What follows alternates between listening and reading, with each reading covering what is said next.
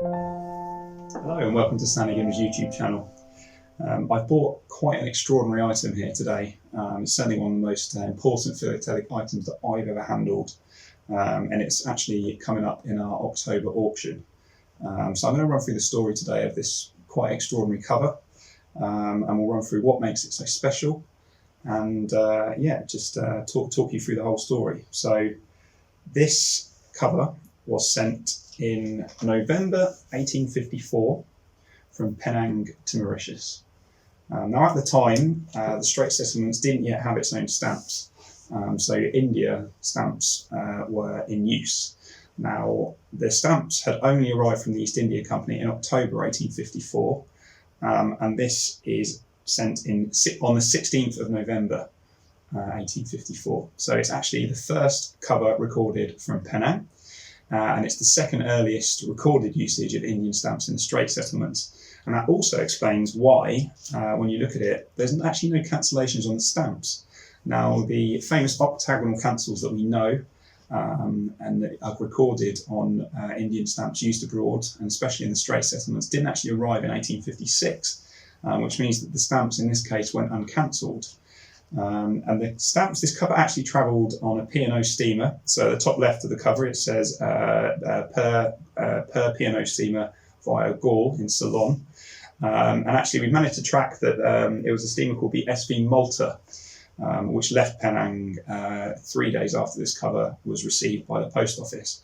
It travelled to Gaul that way, and then it actually arrived a month later into Mauritius and has the receiving mark on the front. Now, it's a huge franking. It's a very spectacular franking. It's actually completely unique. It's of 20 annas is the total rate.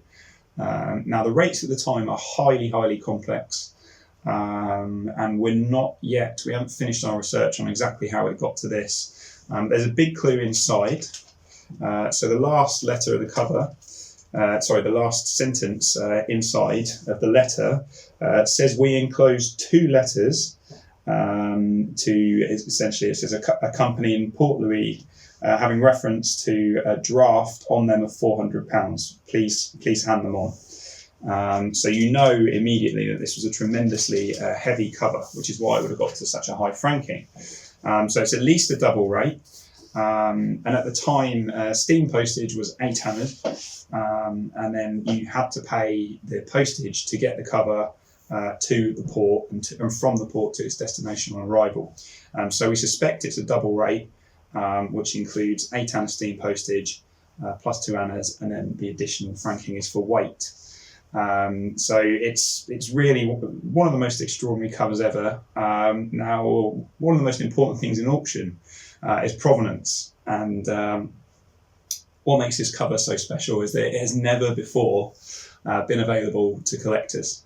It's never once appeared on the philatelic market, and it's actually trackable right back to the original recipient. So the vendors in this sale, their great-grandfather, or it might even be great-great-grandfather, actually worked for the addressee here. So it's Messrs. Richardson and Johnston and Co. And he actually operated a sugar plantation on Mauritius, which is how this cover survived. So since its receipt in 1854, it's sat in that family archive.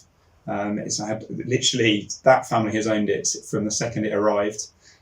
So it's never ever appeared in auction before. So more than its philatelic importance, which is obviously monumental, it's exceptionally rare that you get a cover from 1854, certainly of this importance, that's never ever before appeared on the market.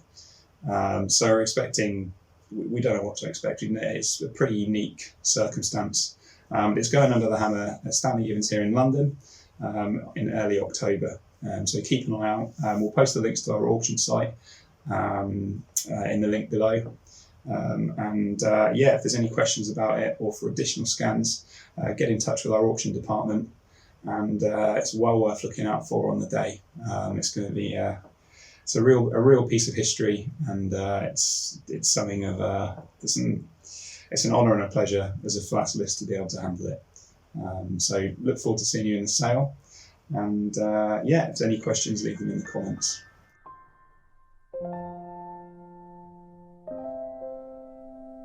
you.